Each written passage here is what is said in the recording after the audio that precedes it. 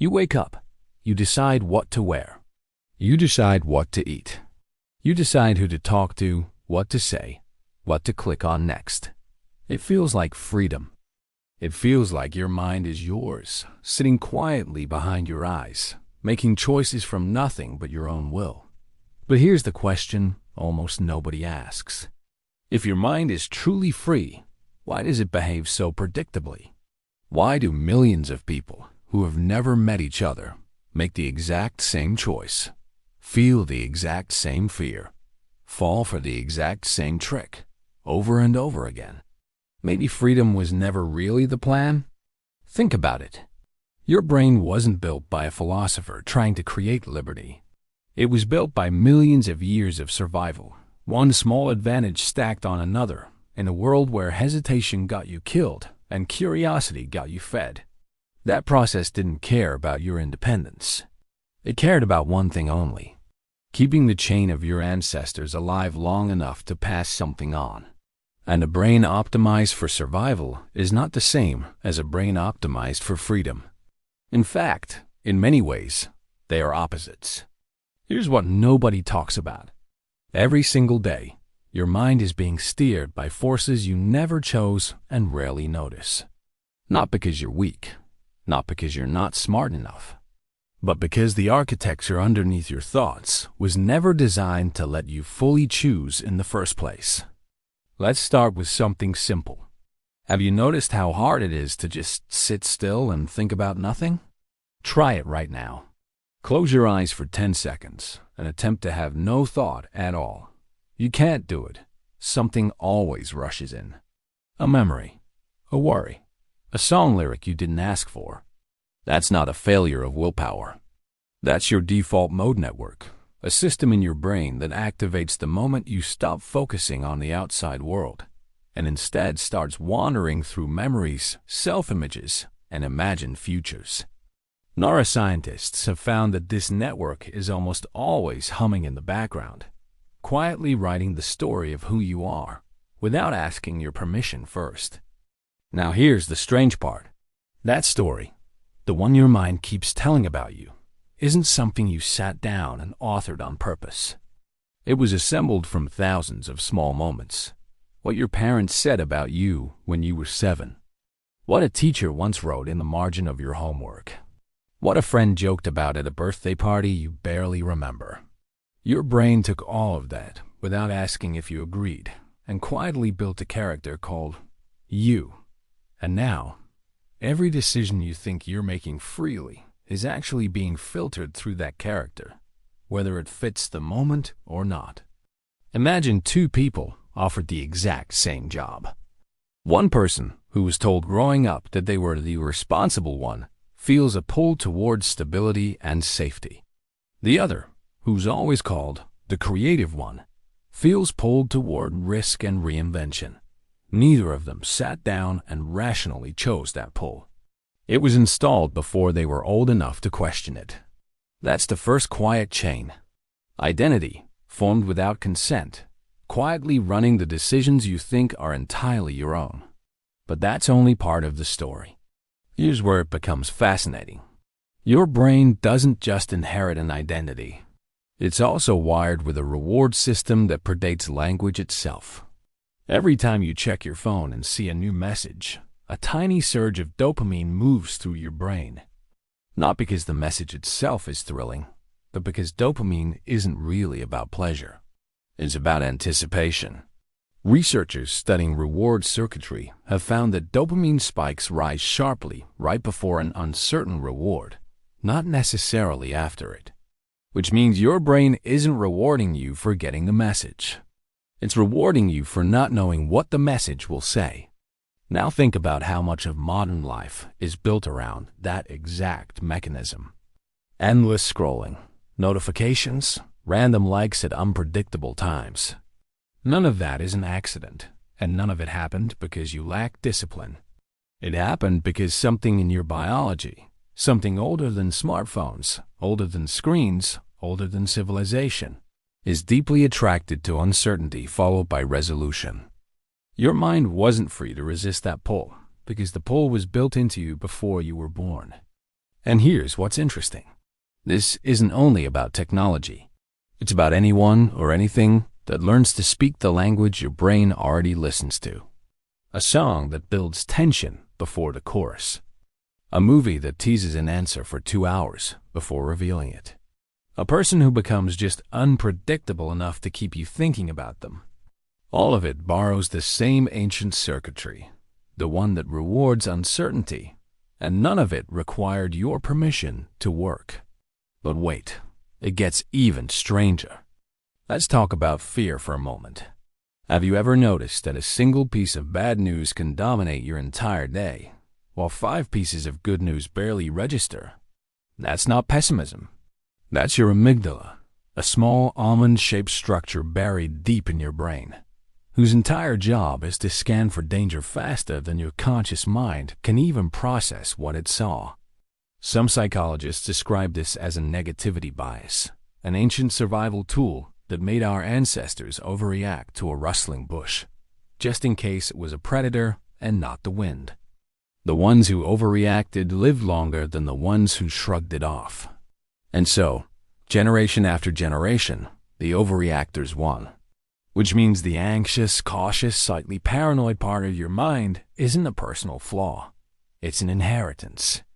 It was handed to you by every ancestor who survived long enough to have children, and none of them asked if you wanted it. Here's the personal validation nobody gives you enough. If you've ever felt embarrassed for overthinking a text message, or replaying an awkward conversation at 2 a.m, that isn't a sign that something is wrong with you. That's a brain doing exactly what it evolved to do, scanning constantly for social threat.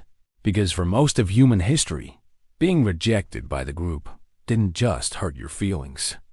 It could mean losing protection, resources, even survival itself.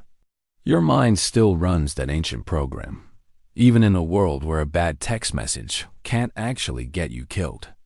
The wiring hasn't caught up with the world you live in. Now here's where it becomes even more fascinating. Your brain doesn't just fear threats from the outside. It also has a built-in need to belong, driven by neurons often called mirror neurons, which some researchers believe help you feel what others feel, almost as if their emotion becomes yours for a moment. Watch someone yawn, and you'll probably yawn too. Watch someone cry, and something in your chest tightens, even if you don't know why. This is one possible explanation for why moods spread through friend groups, why panic can move through a crowd faster than any single person could explain it, and why the people you spend the most time with quietly shape the person you slowly become.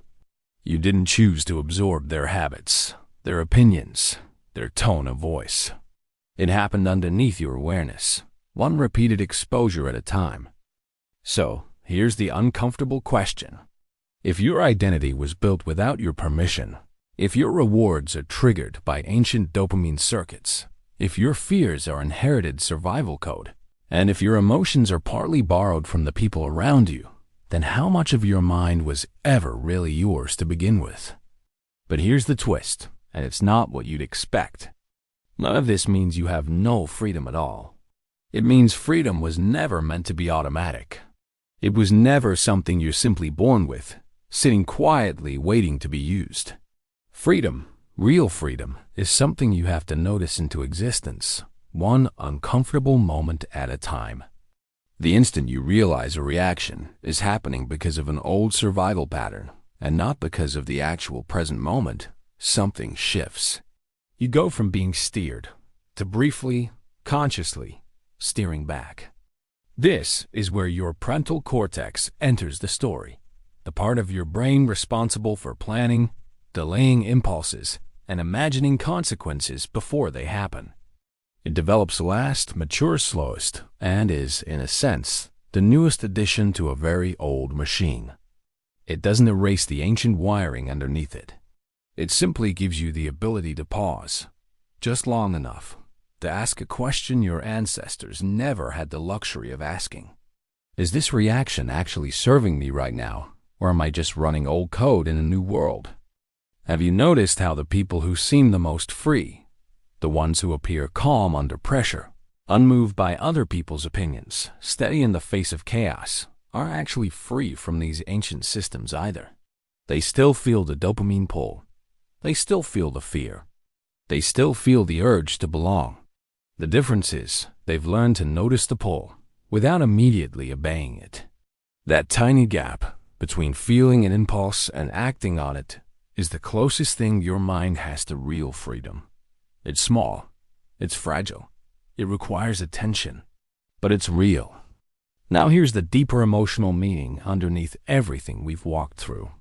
If your mind was never designed to be free, then every moment you do manage to pause, reflect, and choose something different than your wiring would automatically choose isn't a small thing. It's an act of quiet rebellion against millions of years of instinct. It's not weakness that you struggle with impulses, distractions, comparisons, or fears. It would be strange if you didn't. What's remarkable is that, underneath all of that old programming, there's still a version of you capable of noticing it happening and gently choosing again. That single ability, the ability to notice your own mind instead of simply being your mind, is sometimes called metacognition. And some psychologists believe it might be one of the most quietly powerful tools human beings have ever developed. Not because it deletes the old wiring, but because it lets you work with it instead of being blindly commanded by it. So maybe the goal was never to become a mind with no biases, no fears, no cravings, no old identities whispering in the background. Maybe the goal is simply to know they're there. To recognize the moment dopamine is pulling you toward another scroll, another purchase, another distraction. To notice the moment fear is inflating a small awkward moment into a catastrophe. To catch the identity you were handed as a child and ask if it still fits the person you're becoming now. Your mind was never meant to be free in the way you imagine freedom. It was built to survive, to belong, to react, to protect you from a world that no longer exists in the same way. But somewhere inside all of that inherited machinery, there's a small, quiet space where awareness lives. And every time you use it, even for a few seconds, you're doing something your ancestors' minds were never designed to do. You're not just surviving the pattern. You're seeing it. And once you start seeing your own patterns clearly, you start noticing them in almost everyone around you too. The way people repeat the same arguments in relationships without realizing why. The way certain people seem to attract the same kind of heartbreak again and again, as if some invisible script keeps replaying itself. That's not bad luck. That's the mind doing exactly what it was built to do, quietly running old patterns, waiting for someone to finally notice them. Which brings us to a much bigger question. If your identity was shaped this early and this quietly, how much of who you love, who you trust, and who you keep choosing again and again was actually decided long before you ever met them?